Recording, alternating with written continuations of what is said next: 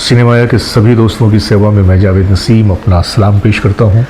और दोस्तों, आज मैं आपको लिए चलता हूं 1973 की फिल्म धर्मा की जानिब। धर्मा को प्रोड्यूस किया था इसके कपूर साहब ने और इसके डायरेक्टर थे चांद साहब।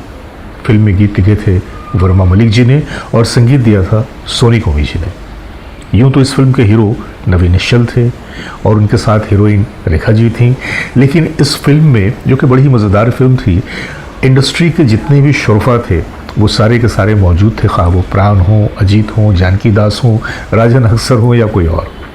यूँ तो फिल्म के सारे गाने बड़े खूबसूरत थे, लेकिन उसमें एक कव्वाली थी, राज की बात कह दूँ तो जाने महफिल में फिर क्या हो।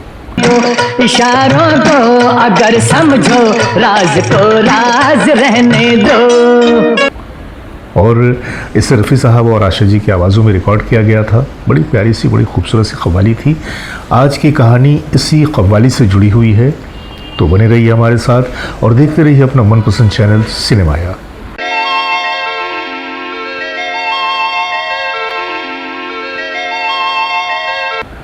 दोस्तों, कव्वाली एक ऐसा जॉनरा है जो लोगों को बहुत ही पसंद आता है और कव्वाली और हमारी फिल्मों का चोली दामन का साथ रहा है।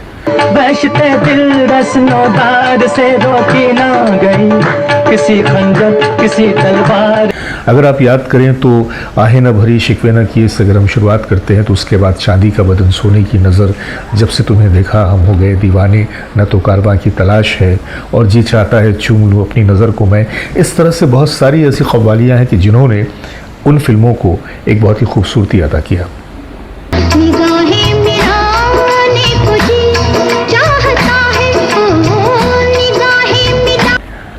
एक दौर था कि जब कव्वालियों के कंपटीशन मुनाकिद किए जाते थे और एक तरफ मेल कव्वाल, एक तरफ फीमेल कव्वाला, कभी कभी दोनों तरफ दो कव्वाल, और आपस में एक मुकाबला होता था। और ये मुकाबला जो होता था बड़ा ही पुरलुत्फ होता था और कभी कभी तो इसका अख्ताम बदमज़गी पे भी होता था।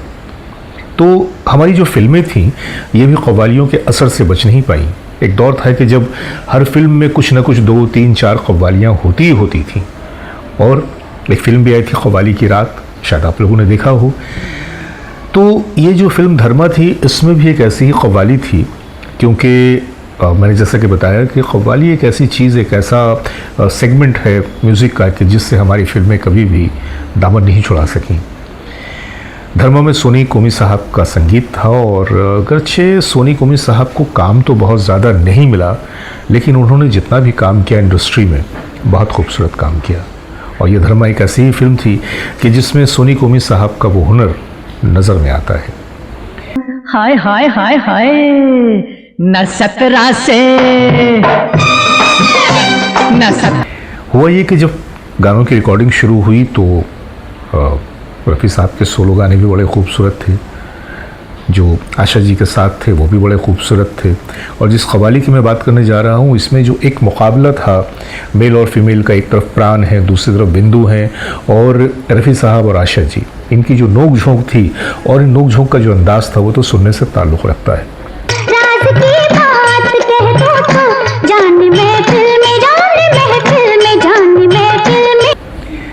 इस गाने की जब रिकॉर्डिंग हो रही थी तो रिकॉर्डिंग होते वक्त ओमी जी थोड़े से अनकंफर्टेबल थे। न जाने क्यों उन्हें ऐसा लग रहा था कि रफ़ी साहब की जो परफॉर्मेंस है वो आशा जी के मुकाबले में थोड़ी हल्की है। रफ़ी साहब उस तरह से परफॉर्म नहीं कर पा रहे हैं जिस तरह से आशा जी परफॉर्म कर रही हैं। तो वो जो उनके अंदर की फीलिंग थी वो उनके चेहरे पे भी आ गई। बहरकैफ रिकॉर्डिंग तो हो गई। रिकॉर्डिंग के बाद ओमी जी को जब थोड़ा सा रफ़ी साहब ने उलझा हुआ देखा तो पूछा कि क्या बात है, आप थोड़े से उलझे हुए नज़र आ रहे हैं। तो ओमी जी ने कहा कि नहीं, ऐसी कोई बात नहीं है, बस मुझे ये लगा कि शायद आज आपकी रिकॉर्डिंग में जो परफॉर्मेंस आपकी थी थोड़ी सी कम थी। तो रफ़ी साहब ने कहा कि आपको ऐसा क्यों लगा? तो उन्होंने कहा नहीं, वो जो जब आप रिकॉर्डिंग कर रहे थे तो मैं देख रहा था कि आशा जी आपके मुकाबले में ज़्यादा वो मजबूत नज़र आ रही थी। तो रफ़ी साहब ने कहा कि मुझे तो कुछ ऐसा महसूस नहीं हुआ, बल्कि रिकॉर्डिंग तो बहुत अच्छी हुई है, आप अगर चाहें तो सुन लें उसे। तो मुझे ने कहा कि नहीं ठीक, अब तो रिकॉर्डिंग हो गई है। उसके बाद खैर पैकअप हुआ, रफ़ी साहब अपने घर को चले गए। लेकिन कहीं ना कहीं रफ़ी साहब के दिमाग में ये बात चुभ रही थी कि ओमी जी को आज की रिकॉर्डिंग पसंद नहीं आई है। और रफ़ी साहब का हमेशा से ये उसूल रहा कि जब तक कि म्यूज़िक डायरेक्टर की संतुष्टि ना हो, वो कहते थे कि मैं टेक देने को तैयार हूँ, आप टेक लीजिए। लेकिन उस दिन रफ़ी साहब ने कहा कि गाना बिल्कुल ओके है। अजीब सी बात थी। बहरकैफ ओमी जी के पास रात में फ़ोन आया कि मैं कल आपके घर पे आ रहा हूँ। तो ओमी जी ने कहा मोस्ट वेलकम। वक्त का तयन हो गया और दूसरे दिन रफ़ी साहब ओमी जी के घर पे पहुँचे। जब वो ओमी जी के घर पे पहुँचे तो रफ़ी साहब के साथ उनकी कार में 2 बड़े स्पीकर्स थे जो वो अमेरिका के टूर पे गए थे, तो वहाँ से ख़रीद कर लाए थे। और उस वक्त कहते हैं कि उसकी कीमत तकरीबन 20,000 रुपये इंडियन करेंसी में थी। अब सब सोचें आप कि 1973 में 20,000 रुपये की क्या कीमत थी। बहरकैफ जब वो अंदर गए तो उन्होंने कहा कि भाई ओमी, मैं अपने स्पीकर लाया हूँ, ऐसा करते हैं कि इस गीत को हम दोनों बैठ कर यहाँ सुनते हैं, और उसके बाद भी अगर आपको लगेगा कि गाना सही रिकॉर्ड नहीं हुआ है तो फिर हम इसको दूसरी बार रिकॉर्डिंग करने की कोशिश करेंगे। और फिर जब उन्होंने 1 बार, 2 बार, 3 बार, 4 बार, यानी कई बार करके जब ओमी जी ने सुना तो कहीं पर भी उन्हें ज़र्रा बराबर किसी भी तरह की कोई कमी नज़र नहीं आई।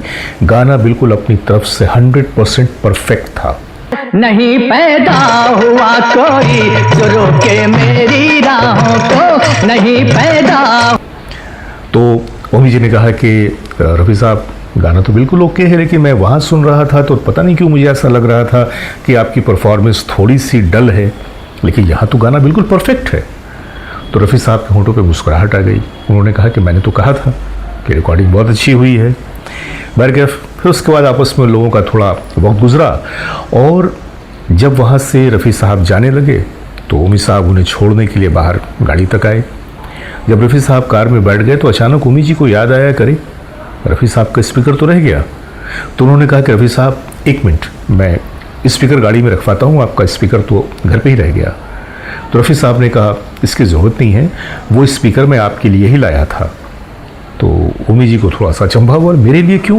बोले हाँ, मैं इसलिए लेकर आया था कि ताकि यहाँ बैठकर हम लोग आराम से उसे सुने, और ये मेरी तरफ से आप तोहफ़ा समझ कर रख लीजिए, ये मेरी जानिब से आपको तोहफ़ा है। तो ओमी जी को थोड़ी सी आनाकानी उन्होंने की कि अरे रफ़ी साहब नहीं, वो ठीक है, इसकी क्या ज़रूरत है। तो रफ़ी साहब ने मुस्कुरा कर कहा रख लीजिए, अगली बार फिर कभी आपको जब कोई कन्फ्यूज़न होगी, कोई शुबा होगा कि मेरी परफॉर्मेंस लो रही, तो उस गीत को फिर स्पीकर पे सुन लीजिएगा। और ये कह के रफ़ी साहब भी मुस्कुरा पड़े और इस मजाक पे ओमी जी भी मुस्कुरा पड़े।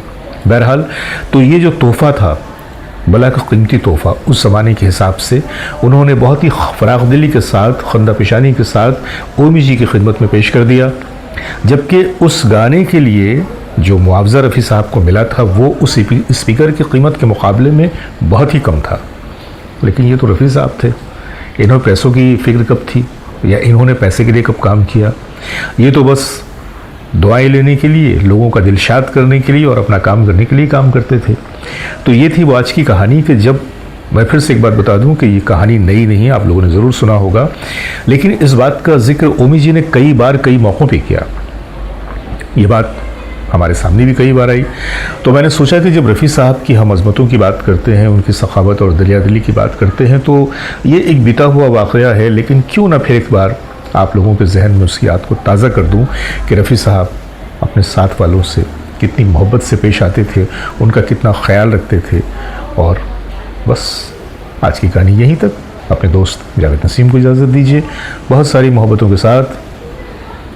खुदा हाफिज़।